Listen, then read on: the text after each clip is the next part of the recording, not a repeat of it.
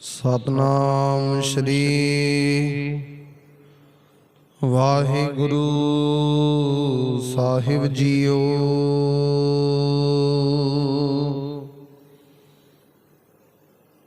मैं मूरख की केतक बात है,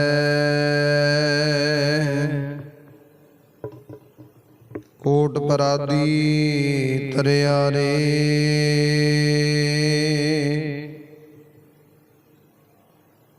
गुरु नानक जिन सुनिया पेखिया, से फिर गर्भास ना परिया रे।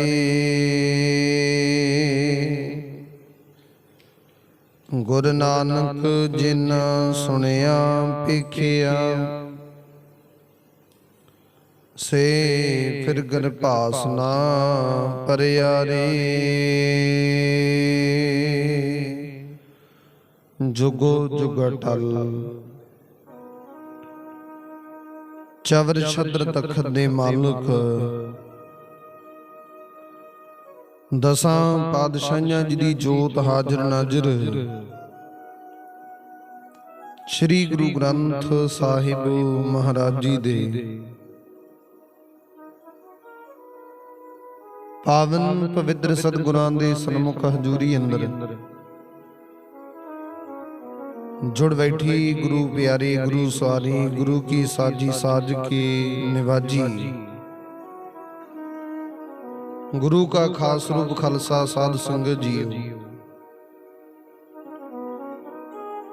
आओ कुछ समय लई सतगुरु जी दे पावन पवित्र चरण कमलां दे नाल मन विरतियां एकागर करके जुड़ करके बहन दी कृपालता करिए समय और ਸਵਾਸਾਂ ਨੂੰ ਸਫਲਾ ਕਰੀਏ। ਸਤਿਗੁਰਾਂ ਦੀਆਂ ਖੁਸ਼ੀਆਂ ਪ੍ਰਾਪਤ ਕਰਨਾ ਕਰੀਏ। ਚੱਲ ਰਹੀ ਲੜੀਵਾਰ ਸ਼ਬਦ ਵਿਚਾਰ ਕਥਾ ਗੁਰਬਾਣੀ ਸਰਵਣ ਕਰਨਾ ਕਰੀਏ।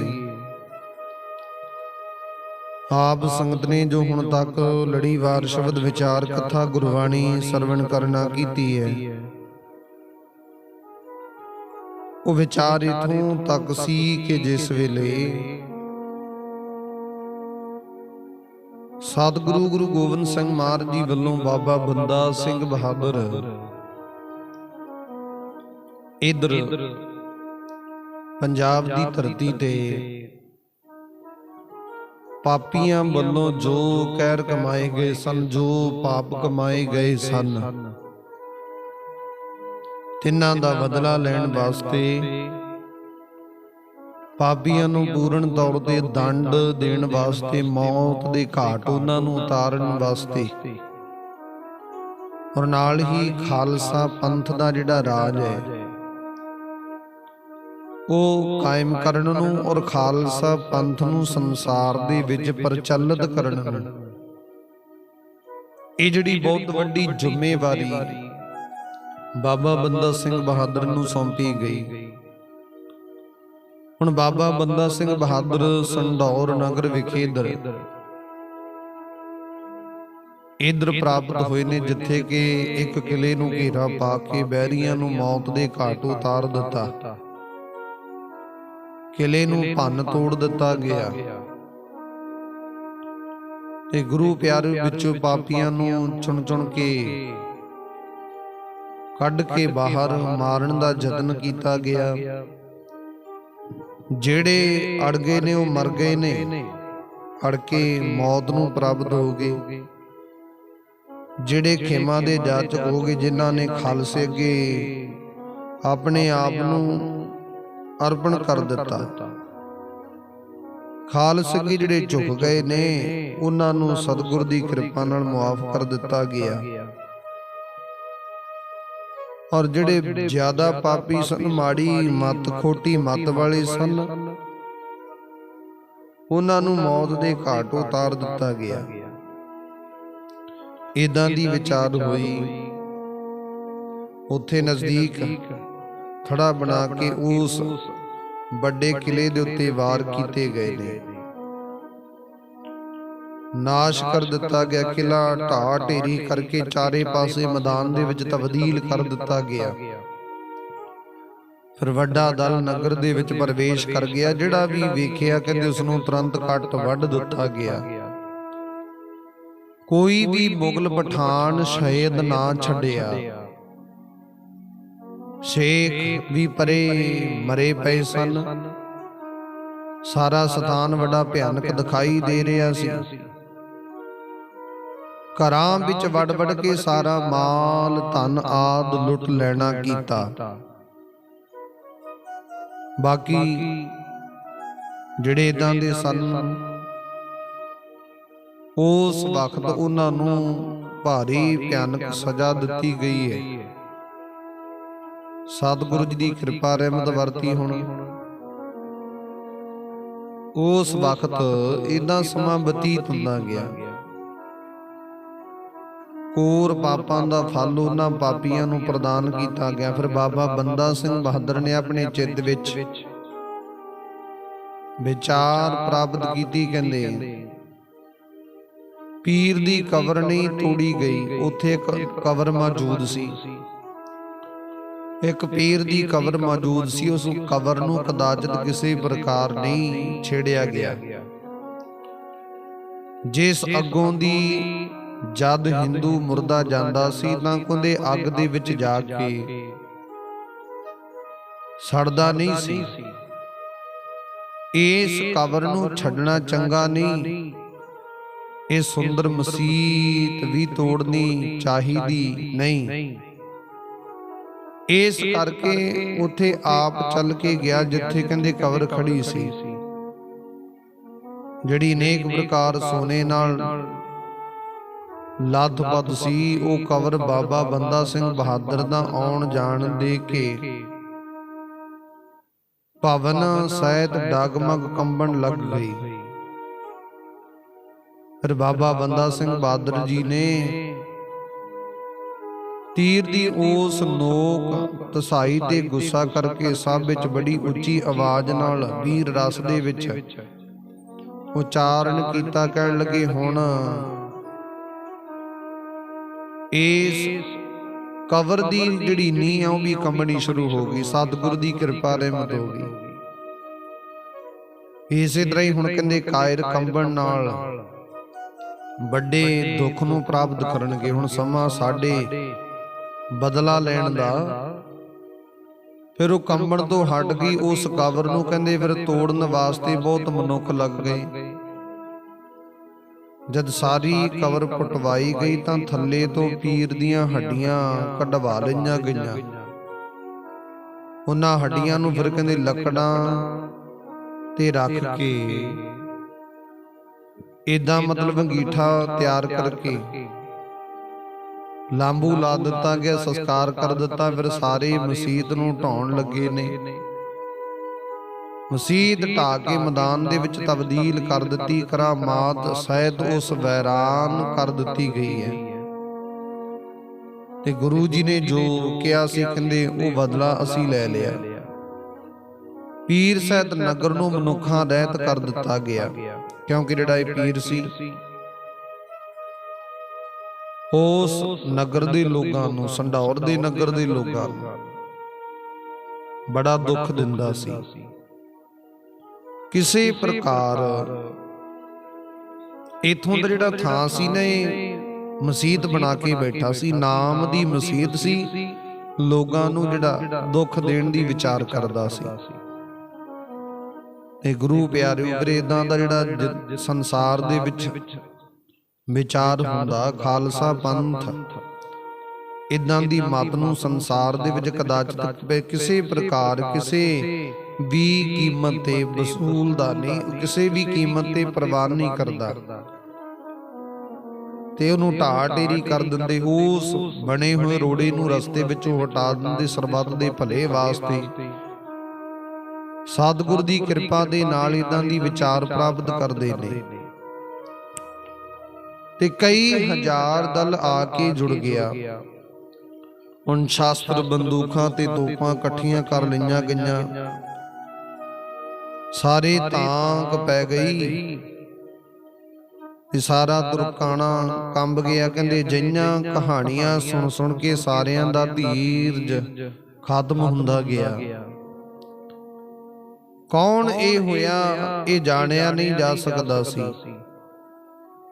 ਕਿਸੇ ਇਸਨਾਨ ਦਾ ਰਾਜਾ ਰਾਣਾ ਵੀ ਨਹੀਂ, ਅਚਾਨਕ ਪ੍ਰਗਟ ਹੋ ਗਿਆ, ਦੇਸ਼ ਦਾ ਨਿਵਾਸ ਕਰ ਲਿਆ। ਉਸ ਵਕਤ ਦੇਸ਼ ਦੇ ਵਿੱਚ ਇਦਾਂ ਦੀ ਵਿਚਾਰ ਪ੍ਰਾਪਤ ਕਰ ਲਈ, ਖਾਤਮਾ ਕਰਨਾ, ਮਨ ਦੇ ਵਿੱਚ ਵਿਚਾਰ ਪ੍ਰਾਪਤ ਕੀਤਾ ਕਿ ਪਤਾ ਲੱਗੇ ਕੈਸੇ ਕੌਤਕ ਕਰਦਾ।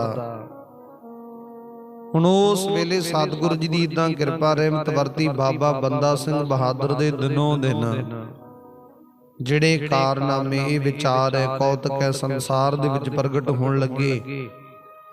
ਜਿਉਂ-ਜਿਉਂ ਉਹਨਾਂ ਦੇ ਕੌਤਕ ਪ੍ਰਗਟ ਹੁੰਦੇ ਤਿਉਂ-ਤਿਉਂ ਪਾਪੀਆਂ ਨੂੰ ਹੱਥਾਂ ਪੈਰਾਂ ਦੀ ਪੈਂਦੀ ਹੈ। ਤੁਰਕਾਂ ਦੇ ਨਗਰ ਨੂੰ ਮਾਰ ਕੇ ਇਸ ਪ੍ਰਕਾਰ ਉਜਾੜ ਬਣਾ ਦਿੱਤਾ। ਫਿਰ ਕਹਿੰਦੇ ਬਹੁਤ ਵੱਡਾ ਮਹਾਂਦਲ ਬਣ ਗਿਆ। ਤਦ ਕਹਿੰਦੇ ਕੂਚ ਕਰਨ ਦਾ ਵਿਚਾਰ ਬਣਾਇਆ। ਹੁਣ ਸਮਾਣੇ ਸ਼ਹਿਰ ਵਿੱਚ ਬਹੁਤ ਪਠਾਨ ਰਹਿੰਦੇ ਸਨ,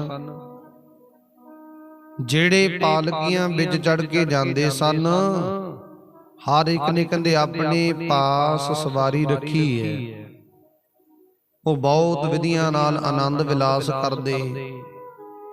ਸੰਸਾਰ ਦੇ ਵਿੱਚ ਇਹ ਕਹਿ ਲੋ ਕਿ ਉਹਨਾਂ ਪਾਪੀਆਂ ਨੂੰ ਅਕਾਲ ਪੁਰਖ ਵਾਹਿਗੁਰੂ ਪਰਮਾਤਮਾ ਅੱਲਾ ਗੋਡ ਇਹ ਭੁੱਲ ਚੁੱਕਿਆ।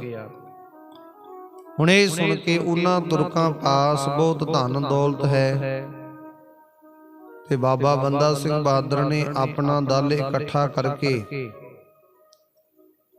ਇਧਰ ਵੱਲ ਕੂਚ ਕਰਨ ਦੀ ਵਿਚਾਰ ਬਣਾਈ। ਉਸ ਵੇਲੇ ਬਾਬਾ ਬੰਦਾ ਸਿੰਘ ਬਹਾਦਰ ਜੀ ਕਹਿੰਦੇ ਵੀ ਹੁਣ ਇਧਰ ਪਾਸੇ ਜਾਣਾ ਚਾਹੀਦਾ। ਬਹੁਤ ਨਗਾਰੇ ਵਜਾਉਂਦੇ ਚੱਲ ਪਏ। ਹੁਣ ਇਧਰ ਉਧਰ ਉਤਾਵਲੇ ਹੋ ਕੇ ਰਸਤੇ ਵਿੱਚ ਸਤਿਗੁਰ ਦਾ ਸ਼ੁਕਰਾਨਾ ਕਰਦੇ, ਧੰਨਵਾਦ ਕਰਦੇ, ਸਤਿਗੁਰ ਦਾ ਸਿਮਰਨ ਕਰਦੇ ਤੁਰੇ ਜਾ ਰਹੇ ਨੇ। ਬੜੇ ਉਤਾਵਲੇ ਨੇ, ਲੁੱਟਣ ਵਾਸਤੇ, ਪਾਪੀਆਂ ਨੂੰ ਦੰਡ ਦੇਣ ਵਾਸਤੇ ਤੁਰੇ ਜਾ ਰਹੇ। ਮਨ ਵਿੱਚ ਬੜੀ ਖੁਸ਼ੀ ਹੈ, ਬੜਾ ਆਨੰਦ ਹੈ, ਬੜੀ ਇਦਾਂ ਦੀ ਵਿਚਾਰ ਹੈ। ਹੁਣ ਉਸ ਵੇਖੇ ਜਿਸ ਵੇਲੇ ਦਲ ਇਦਾਂ ਜਾਂਦਾ, ਰਸਤੇ ਵਿੱਚ ਘੱਟਾ ਉੱਡ ਰਿਹਾ, ਮਿੱਟੀ ਉੱਡ ਰਹੀ ਹੈ, ਉੱਡ ਕੇ ਆਸਮਾਨ ਨੂੰ ਢੱਕ ਲੈਂਦੀ ਸੀ। ਤੋਪਾਂ ਬੰਦੂਕਾਂ ਦੀ ਬਹੁਤ ਉੱਚੀ ਆਵਾਜ਼ ਉੱਠ ਰਹੀ ਸੀ। ਇੰਨਾ ਰੌਲਾ ਪਿਆ ਕਿ ਸਾਰਾ ਦੇਸ਼ ਡਰ ਮੰਨਦਾ ਸੀ। ਸਾਰੇ ਇਸ ਪ੍ਰਕਾਰ ਇਸ ਤਰ੍ਹਾਂ ਭੱਜ ਕੇ ਚਲੇ ਜਿਵੇਂ ਕਹਿੰਦੇ ਪੁਰਾਣੇ ਪੱਤੇ ਹੁੰਦੇ ਨੇ। ਹੁਣ ਬਾਬਾ ਬੰਦਾ ਸਿੰਘ ਬਹਾਦਰ ਕੂਚ ਦਰ ਕੂਚ ਕਰਦੇ ਚਲੇ ਗਏ, ਤੇ ਕਹਿੰਦੇ ਤੁਰੰਤ ਆ ਕੇ ਪਠਾਣਾ ਨੂੰ ਉਸ ਵਕਤ ਲਲਕਾਰਨਾ ਕੀਤਾ। ਜਿਵੇਂ ਕਿਵੇਂ ਕਰਕੇ ਕਹਿੰਦੇ ਅਸੀਂ ਸਾਰਿਆਂ ਨੂੰ ਮਾਰ ਦੇਵਾਂਗੇ, ਕਿਤੇ ਭੱਜ ਜਾਵੋਗੇ, ਅਸੀਂ ਘੇਰਾ ਪਾ ਲਵਾਂਗੇ, ਤੇ ਭੱਜਣ ਦੀ ਵਿਚਾਰ ਵੀ ਤੁਹਾਨੂੰ ਪ੍ਰਾਪਤ ਨਹੀਂ ਹੋਣੀ। ਪਠਾਨ ਸਹਿ ਨਾ ਸਕੇ ਤੇ ਆਪਣਾ ਮਹਾਨ ਲਸ਼ਕਰ ਜੋੜ ਕੇ ਸਾਰੀ ਚੜ੍ਹਾਈ ਕਰਕੇ ਆ ਗਏ। ਹੁਣ ਰਾਣ ਖੇਤਰ ਵਿੱਚ ਦੋਨਾਂ ਪਾਸਿਆਂ ਦਾ ਵੱਡਾ ਯੁੱਧ ਛੜਨ ਲੱਗਿਆ। ਦੋਵਾਂ ਦਲਾਂ ਦਾ ਆਮੋ ਸਾਹਮਣੇ ਮੁਕਾਬਲਾ ਹੋਣਾ ਸ਼ੁਰੂ ਹੋਇਆ। ਦੋਵੇਂ ਪਾਸੇ ਬਹੁਤ ਵੱਡਾ ਜੰਗ ਸ਼ੁਰੂ ਹੋਣਾ ਕੀਤਾ। ਤੋਪਾਂ ਬੰਦੂਕਾਂ ਚੱਲਣ ਲੱਗੀਆਂ। ਉਹ ਇਸ ਤਰ੍ਹਾਂ ਚਲਾਕੀਆਂ ਕਰਦੇ ਸਨ ਮਾਨੋ ਕਾਲਕਾ ਜਾਗ ਪਈ ਹੋਵੇ। ਗੋਲੇ ਅਤੇ ਗੋਲੀਆਂ ਬਹੁਤ ਵਰਖਾ ਕਰ ਰਹੀਆਂ ਸਨ। ਚਾਰੇ ਪਾਸੇ ਵੱਡੀ ਧੂਮ ਫੈਲ ਗਈ। ਪਲੀਤੇ ਧੁਖਦੇ ਸਨ ਤੇ ਆਵਾਜ਼ਾਂ ਉੱਠਦੀਆਂ ਸਨ ਮਾਨੋ ਭੌਰੇ ਏਦਾਂ ਉੱਡੇ ਫਿਰਦੇ। ਹੁਣ ਫੁੱਲਾਂ ਦੇ ਉੱਤੇ ਚਹਿਕ ਮਹਿਕ ਕਰਦੇ। ਹੁਣ ਏਦਾਂ ਪ੍ਰਾਪਤ ਹੋ ਰਹੇ ਸੀ ਜੰਗ ਮੈਦਾਨ ਦੇ ਵਿੱਚ, ਏਦਾਂ ਪ੍ਰਾਪਤੀ ਕਰ ਰਹੇ ਸਨ ਮਾਨੋ ਭੈਰੋ ਵੀ ਭਿਆਨਕ ਰੂਪ ਹੋ ਕੇ ਗੱਜਿਆ ਹੋਵੇ। ਭੂਤ ਪ੍ਰੇਤ ਨੱਚਦੇ ਤੁਰੇ ਫਿਰਦੇ ਸਨ, ਗਾਉਂਦੇ ਸਨ। ਲਹੂ ਪੀਣੀਆਂ ਜੋਗਨੀਆਂ ਕਿਲਕਾਰੇ ਮਾਰਦੀਆਂ। ਐਡਾ ਵੱਡਾ ਘਮਸਾਨ ਯੁੱਧ ਪ੍ਰਾਪਤ ਹੋਇਆ। ਮਹਾਨ ਲੋਥਾਂ ਉੱਪਰ ਲੋਥਾਂ ਚੜ ਗਈਆਂ। ਗਿਰਜਾਂ ਚੁੰਝਾਂ ਭਰ ਭਰ ਕੇ ਚੀਕਦੀਆਂ ਸਨ। ਗਿੱਦੜ ਖੁਸ਼ੀ ਖੁਸ਼ੀ ਦੇ ਨਾਲ ਮਾਸ ਰੱਜ ਰੱਜ ਕੇ ਖਾ ਰਹੇ ਸਨ। ਏਦਾਂ ਦੀ ਪ੍ਰਾਪਤੀ ਹੋਈ ਕੁੱਤੇ ਅਤੇ ਉਸ ਵਕਤ ਜਿਹੜੇ ਗਿੱਦੜ ਅਤੇ ਇਹ ਸਾਰੇ ਆਪਸ ਦੇ ਵਿੱਚ ਰਲ ਕੇ ਖੁਸ਼ੀ ਮਨਾ ਰਹੇ ਸਨ। ਕੁੱਤੇ ਭੌਂਕਦੇ ਸਨ। ਲਹੂ ਮਾਸ ਨੂੰ ਬਹੁਤ ਖਾਂਦੇ ਕਾਇਰਾਂ ਵਾਸਤੇ ਇਹ ਸਮਾਂ ਬਹੁਤ ਭਿਆਨਕ ਹੋਇਆ। ਉਹਨਾਂ ਨੇ ਸਭ ਪ੍ਰਕਾਰ ਦੇ ਗਰੂਰ ਅਤੇ ਘਮੰਡ ਨੂੰ ਤਿਆਗ ਦਿੱਤਾ। ਇਸ ਵਿਸ਼ਾਲ ਜੰਗ ਦਾ ਕਿੱਥੋਂ ਤੱਕ ਹਾਲ ਵਰਣਨ ਕਰੀਏ। ਹੁਣ ਕਵੀ ਸੰਤੋਖ ਸਿੰਘ ਜੀ ਲਿਖਦੇ ਨੇ, ਕਹਿੰਦੇ ਜੇਕਰ ਇੱਕ ਇੱਕ ਗੱਲ ਇੱਕ ਇੱਕ ਵਿਚਾਰ ਵਰਣਨ ਕਰਨੀ ਸ਼ੁਰੂ ਕਰ ਦਿੱਤੀ ਤੇ ਕਈ ਗ੍ਰੰਥ ਲਿਖੇ ਜਾਵਣਗੇ, ਕਈ ਗ੍ਰੰਥ ਬਣ ਜਾਵਣਗੇ। ਵਿਕਰਾਲ ਪਠਾਨ ਮਾਰੇ ਪਏ ਨੇ। ਜਦੋਂ ਵੀ ਬਾਬਾ ਬੰਦਾ ਸਿੰਘ ਬਹਾਦਰ ਇਹਨਾਂ ਪਾਪੀਆਂ ਤੇ ਹਮਲਾ ਕਰਦਾ, ਜਿੱਧਰ ਵੀ ਜਾਂਦੇ ਨੇ ਉਧਰ ਪਾਪੀਆਂ ਦੀਆਂ ਲਾਸ਼ਾਂ ਤੇ ਲਾਸ਼ਾਂ ਵਿਛ ਜਾਂਦੀਆਂ। ਬੈਰੀ ਦੇ ਸਾਹਮਣੇ ਹੋ ਕੇ ਤੀਰ ਨੂੰ ਖਿੱਚ ਕੇ ਤੋਂ ਚਲਾਉਂਦੇ ਸਨ ਤੇ ਗੁਰੂ ਜੀ ਤੋਂ ਬੇਮੁਖ ਸਮੂਹਾਂ ਦਾ ਬਿਨਾਂ ਮਾਰੇ ਤੋਂ ਨਾਸ਼ ਹੋ ਜਾਂਦਾ। ਇਸ ਰੀਤੀ ਨਾਲ ਕਿਲਾ ਜਿਹੜਾ ਅੜ ਜਾਂਦਾ ਸੀ, ਉੱਥੇ ਵੀ ਬਾਬਾ ਬੰਦਾ ਸਿੰਘ ਬਹਾਦਰ ਨਜ਼ਰ ਲਾ ਕੇ ਗੁਰੂ ਜੀ ਦਾ ਤੀਰ ਖਿੱਚ ਕੇ ਚਲਾਉਂਦੇ ਸਨ। ਆਪਣੇ ਆਪ ਸਤਿਗੁਰ ਦੀ ਕਿਰਪਾ ਨਾਲ ਉੱਥੇ ਫਤਿਹ ਪ੍ਰਾਪਤ ਹੋ ਜਾਂਦੀ ਸੀ। ਤੀਰ ਚੱਲ ਜਾਣ ਨਾਲ ਕਹਿੰਦੇ ਫਿਰ ਕੋਈ ਵੀ ਪਨਾਹ ਪ੍ਰਾਪਤ ਨਹੀਂ ਸੀ ਕਰਦਾ, ਲੋਕ ਨਹੀਂ ਸੀ ਸਕਦਾ। ਉਸ ਵਕਤ ਕਹਿੰਦੇ ਪਾਪੀਆਂ ਨੂੰ ਮੌਤ ਦੇ ਘੇਰੇ ਵਿੱਚ ਪ੍ਰਾਪਤੀ ਹੋਣੀ ਹੀ ਹੋਣੀ ਸੀ। ਜਿਹੜਾ ਵੀ ਲਸ਼ਕਰ ਅੜਦਾ ਕਹਿੰਦੇ ਉਹ ਨਾਸ਼ ਹੋ ਜਾਂਦਾ।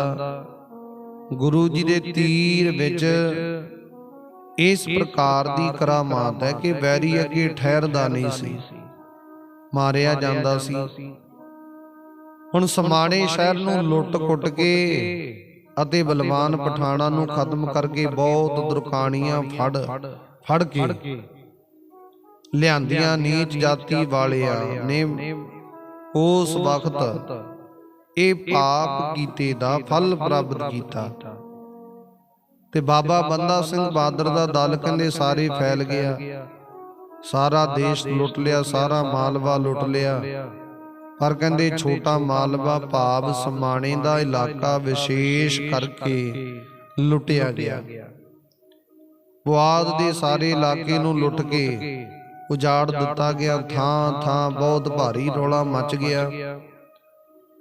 ਏਦਾਂ ਦੀ ਵਿਚਾਰ ਪ੍ਰਾਪਤ ਹੋਈ, ਜਿਵੇਂ ਗੁਰੂ ਜੀ ਨੇ ਵਰਜਿਆ ਸੀ ਸੁਨਾਮ ਨੂੰ ਨਾ ਮਾਰਿਆ, ਜਿਵੇਂ ਮੂਲਾ ਨਾਮ ਦਾ ਸਾਧ ਰਹਿੰਦਾ ਸੀ। ਕਹਿੰਦੇ ਦੇਸ਼ਾਂ ਵਿਦੇਸ਼ਾਂ ਵਿੱਚ ਵੀ ਜਿਹੜੇ ਸਿੰਘ ਰਹਿੰਦੇ ਸਨ, ਕਹਿੰਦੇ ਉਹ ਸਾਰੇ ਸੁਣ ਸੁਣ ਕੇ ਪ੍ਰਾਪਤੀ ਹੋਏ ਆਏ। ਇੱਧਰ ਖਾਲਸਾ ਪੰਥ ਦਲ ਦੇ ਵਿੱਚ ਪ੍ਰਾਪਤ ਹੋਏ। ਸਾਡੇ ਖਾਲਸੇ ਦਾ ਬਹੁਤ ਭਾਰੀ ਬਲ ਅਤੇ ਦਲ ਹੋਇਆ। ਲੁੱਟ ਮਾਰ ਤੋਂ ਬਗੈਰ ਹੋਰ ਕੋਈ ਕੰਮ ਨਹੀਂ ਹੈ। ਸਰਹੰਦ ਦੀ ਨਗਰੀ ਕਹਿੰਦੇ ਬਹੁਤ ਫਟਕਾਰੀ ਹੋਈ ਹੈ। ਉਸ ਨੂੰ ਬੜੇ ਉਤਾਵਲੇ ਹੋ ਕੇ ਮਾਰਨ ਜਾਵਾਂਗੇ, ਇਦਾਂ ਦੀ ਵਿਚਾਰ ਪੇ ਕਰਦੇ ਨੇ। ਅੱਜ ਜਿੱਥੇ ਪਾਪੀ ਵਜੀਦ ਖਾਨ ਰਹਿੰਦਾ, ਕਹਿੰਦੇ ਜਿਸਨੇ ਸਾਹਿਬਜ਼ਾਦਿਆਂ ਨੂੰ ਬਹੁਤ ਦੁੱਖ ਦਿੱਤਾ, ਤਸੀਹੇ ਦਿੱਤੇ। ਮਾਂ ਗੁਜਰ ਕੌਰ ਨੂੰ ਬੜੇ ਤਸੀਹੇ ਦਿੱਤੇ। ਕਹਿੰਦੇ ਉਹ ਦੁੱਖ ਦੇ ਕੇ ਸ਼ਹੀਦ ਕੀਤਾ ਉਹਨਾਂ ਨੂੰ। ਉਸ ਨੂੰ ਆਪਣਾ ਹੱਥਾਂ ਨਾਲ ਮਰਵਾਉਣ ਦੀ ਵਿਚਾਰ ਪ੍ਰਾਪਤ ਕੀਤੀ ਤੇ ਬਾਬਾ ਬੰਦਾ ਸਿੰਘ ਬਹਾਦਰ ਆਲਸ ਛੱਡ ਕੇ ਸਾਵਧਾਨ ਹੋ ਗਏ। ਜਕਦਮ ਰੋਮ ਰੋਮ ਵੀਰ ਰਸ ਦੇ ਵਿੱਚ ਭਰ ਗਿਆ। ਦਿਨ ਰਾਤ ਉਦਮ ਕਰਦੇ ਰਹਿੰਦੇ, ਗੁਰੂ ਜੀ ਦਾ ਬਦਲਾ ਲੈਣਾ ਚਾਹੀਦਾ। ਇਹ ਪਾਪੀ ਤੋਂ ਬਦਲਾ ਲੈਣਾ ਚਾਹੀਦਾ। ਜੋ ਕਰਜ਼ ਇਹ ਪਾਪੀ ਦੇ ਸਿਰ ਗੁਰੂ ਨਾਨਕ ਦੇ ਦਰ ਕਰਦਾ, ਉਹ ਵਸੂਲਣਾ ਚਾਹੀਦਾ। ਨਗਰ ਦੇ ਸਾਰੇ ਵਸਨੀਕ ਡਰ ਕੇ ਮੰਨ ਕੇ ਆਪ ਸੂਬੇ ਦੇ ਪਾਸ ਫਰਿਆਦ ਕਰਨ ਵਾਸਤੇ ਗਏ। ਉਹ ਕਹਿਣ ਲੱਗੇ ਜੀ ਦੇਸ਼ ਵਿੱਚ ਭਾਰੀ ਫਤੂਰ ਪੈ ਗਿਆ। ਗੁਰੂ ਜੀ ਦੇ ਪੁੱਤਰ ਮਾਰਦੇ ਸਮੇਂ ਰਤੀ ਭਰ ਵੀ ਤੁਸੀਂ ਕਿਸੇ ਪ੍ਰਕਾਰ ਵਿਚਾਰ ਨਹੀਂ ਕੀਤੀ। ਉਸ ਪਾਪ ਦਾ ਕਹਿੰਦੇ ਵੱਲ, ਉਸ ਪਾਪ ਦਾ ਫਲ ਹੁਣ ਤੁਹਾਨੂੰ ਪ੍ਰਗਟ ਹੋਵੇਗਾ, ਭੁਗਤਣਾ ਪਵੇਗਾ। ਲੱਖਾਂ ਲੋਕਾਂ ਨੇ ਬਹੁਤ ਦੁੱਖ ਪ੍ਰਾਪਤ ਕੀਤਾ। ਹੁਣ ਸਾਵਧਾਨ ਹੋ ਕੇ ਅੱਗੇ ਜਾ ਕੇ ਰੋਕੋ ਤੇ ਬਹੁਤ ਭਾਰੀ ਲਸ਼ਕਰ ਇਕੱਠਾ ਕਰੋ। ਉਹਨਾਂ ਨਾਲ ਕਹਿੰਦੇ ਬਹੁਤ ਹਾਕਮਾਂ ਨੇ ਯੁੱਧ ਕੀਤਾ, ਪਰ ਅੱਗੇ ਕੋਈ ਵੀ ਅੜ ਨਾ ਸਕਿਆ।